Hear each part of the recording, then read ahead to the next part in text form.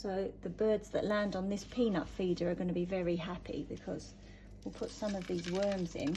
Not all of them will stay in, like you just saw, some fell out. But I have another container that I'll put any fallout into, which I'll show you in a second when we go out to hang everything up.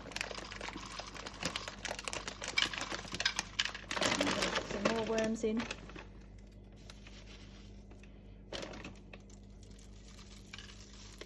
So they get a nice treat.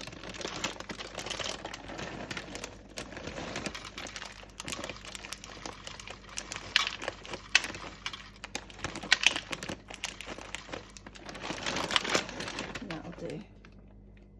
I'll just keep filling them up and then I'll come back.